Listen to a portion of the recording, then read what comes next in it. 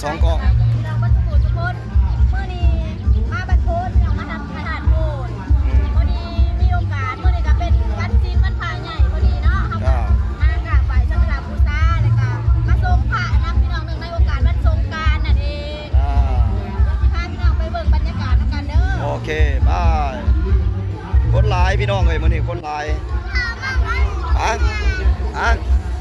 ไปลูกไปย่างไปพี่มาดิลูกไป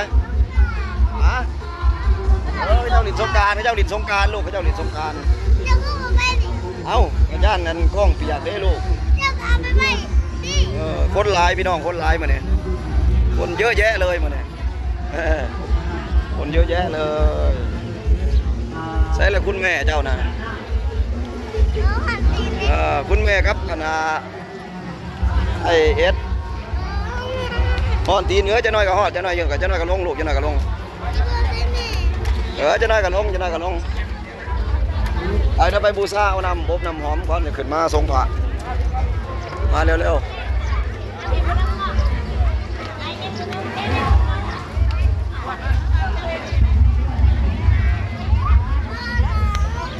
มาลูกมาไอเอสกับอันไอได้สั่งเอสไอกับแม่ได้สั่งไปป้าลูกโอเคเจ้าใส่อารมณ์เกือบเจ้านะลูกใส่อารมณ์เกือบเจ้านะอยู่ใส่นี่ใส่อารมณ์เกือบนั่นใส่เอาเกือบนั่น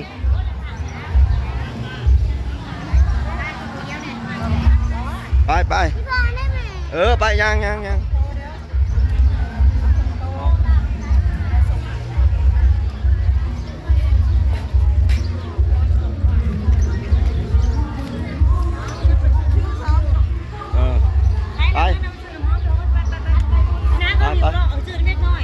แม่นสบอเจ้าขายบ่ยีลานี่บ่ต้องไปพวกก็ได้นี่เอาซื้อน้ำลูกนี่ก็ได้นี่จะบ่ได้ไปไกลเขากะไอ้รถน้ำกันก็ได้แต่ว่าคุณนึงรถแล้วเลยกะรถผมไปเลยสิฮะแนวนั้นบ่แน่แสดงบ่พอฮะกลัวละเท่าไหร่ก่อนกลัวละเท่าไหร่สิได้ลูกสิได้ผู้ได้ขายแน่นี่นะอีลาน้อยโอ้จะประจบแต่อันนี้ซื้อน้ำลูกนี่ทุกเท่าไหร่ลูกทุก5,000โอ้อีลาอยู่บ้านไหนลูกล่ะฮะบ้านโพนนี่หมอโอ้จะประจบแท้อันนี้ขายน้ำอบน้ำหอมได้จักทุกล่ะเนี่ยโอ้มีแต่แม่ค้าน้อยมีแต่แม่ค้าน้อยเด้อกันเพิ่นขายน้ำอบน้ำหอมอยู่สถานที่พระธาตุโพนบัดโพนธาตุเมืองไทยบัวทองพี่น้องเลยจักหน่อยได้ล่ะเด้อถือไว้ให้พ่อที่พ่อค่ากล้องอยู่เก่งหลายลูกล่ะเก่งหลายครบบ่สองทุกหาบ่ของอีน้อยน่ะนะครบแล้วบ่ลูกเจ้าได้เบิดแล้วบ่ได้เงินครบแล้วเนาะลูกเนาะโอ้สมเสยเด้อลูกเด้อเก่งเห็นบ่ลูกเห็นบ่เขาน้อยเขายังผู้จักหาเงินน้ำอบน้ำหอมจับไปสงพาพี่น้องลูกเท่าไรก่อนนี่ลูกเท่าไรนี่ลูก5,000 กีบอะไรต่ำกันเพิ่นบ่โอเคเพิ่นบ่ได้ขายเพิ่นให้บูชาเอา10,000เลยลูก10,000จกเอาตัวนี่ยกนี่ทงนอกนี่กันจะจ่ายไปผมเลยนะเดี๋ยวถ่ายได้โอเคไปขึ้นไปสงเลยบัดนี้ขึ้นด้านนี้ก็ได้ขึ้นด้านมอนี่ก็ได้บัดนี้ไปเอากระสีใส่ผู้ใดจะโต้งเอาน้ำใต้ไอ้อันนั้นกานั้นเอามาส่งใส่คันนั่นเลยโต้งเอาเวลาเพิ่นสีเพิ่นนั่นรถพระพุทธโฮมากะโต้งเอาน้ำคูนเพิ่นว่าไปเอาเมื่อรถน้ำดำหัวผู้เฒ่าสิได้มันได้เยอะนะขึ้นทางไหนก็ได้แล้วแต่สะดวกขึ้นฝั่งนี้ก็ได้เดี๋ยวพ่อจะลัดมาถ่ายรูปฝั่งนี้ไอ้ไปนะแม่ลูกไปนะแม่ไปในแม่ออนไปเขามาขึ้นฝั่งนี้ก็ได้นางยิงมาขึ้นฝั่งนี้ก็ได้ลูกเดี๋ยวไปพูนบอกเอาไปน้ำกันพูนแหละสับไป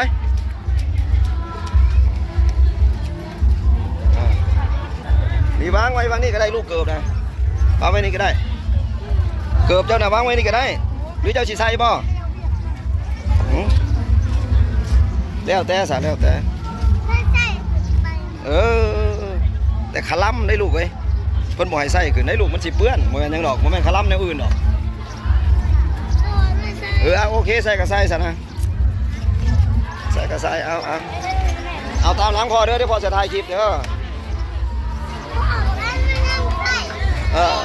กะยเอาพ่อสิถ่ายคลิปหรือย่างไปใส่นมบาดนี่อันนี้ถ้าเจ้าอยากรอดเขาไปอาบนั่นก็ได้บ่ได้ลูกมันจะเปื้อนรถ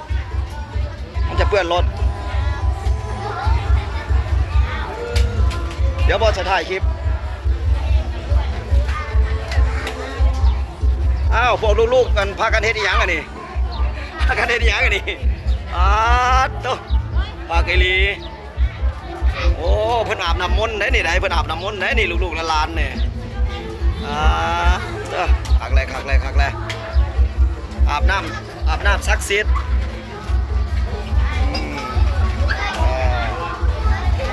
อย่าบอกมาลูกมันเก๊กะเพิ่นนะลูกอย่าบอกมาเฮ็ดเอ้ยถ้ากระทำคนแม่จะอย่าบอกมาลูกอย่าบอกมาไอ้เจ้าจะดึงพี่แป๊ที่แหละลูกบ่ดึงลูกบ่ดึงยืนนิ่งๆลูกยืนนิ่งๆหรือเจ้าสิมุดเข้าไปอันนั้นคือเอื้อยบ่ฮะพวกนี้ซุบเอื้อยนะเบิ่งเขาเจ้าเฮ็ดจังกันน่ะเขาเจ้าเฮ็ดจัง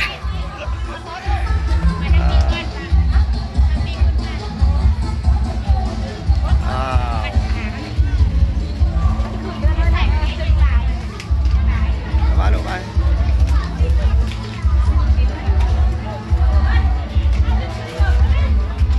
อย่าบอกมาอีกลูกลบเพิ่นจังหน่อยลบเพิ่นฮะ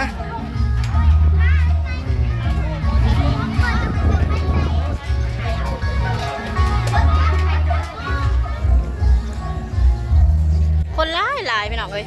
เพราะว่าเนื่องในโอกาสเป็นวันสงกรานต์แหละก็เป็นวันศีลใหญ่วันพระใหญ่อะดิเป็นวันศีลเพลง15 ค่ำเดือนหาแล้วนาซิเมนขันเบาผิดค่ะขอโทษขออภัยน้ำเด้อพี่น้องจ๊ะมื้อนี้บ่ได้มากับซุ่มเบิดปานีมานำลุงข่าว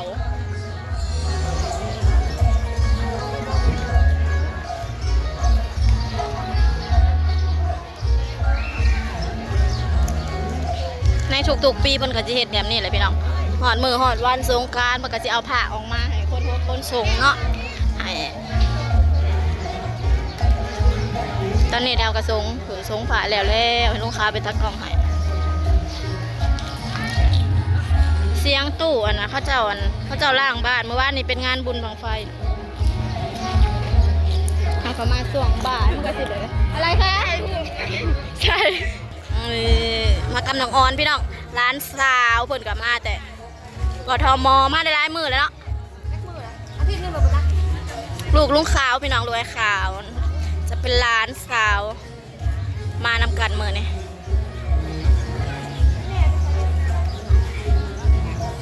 เลยไปส่งผ่านางกวักนางเกียกแถวนี้ก็ได้โอเคจ้าพี่น้องสำหรับคลิปนี้เราก็เก็บภาพบรรยากาศในอำเภอสำนีก่อนเด้อจ้าพี่น้องกดไลค์กดแชร์กดติดตามก็เป็นกำลังใจให้ดาวหน่อยเด้อสำหรับใครที่เขามาเบิ่งมาชมคลิปกันให้ได้บุญนำกันด้วยพี่น้องปีใหม่แล้วเราก็อยู่ดีมีแห้งสุขภาพเข้มแข็งเฮงๆรวยๆบัดสุขสุขคนเด้อ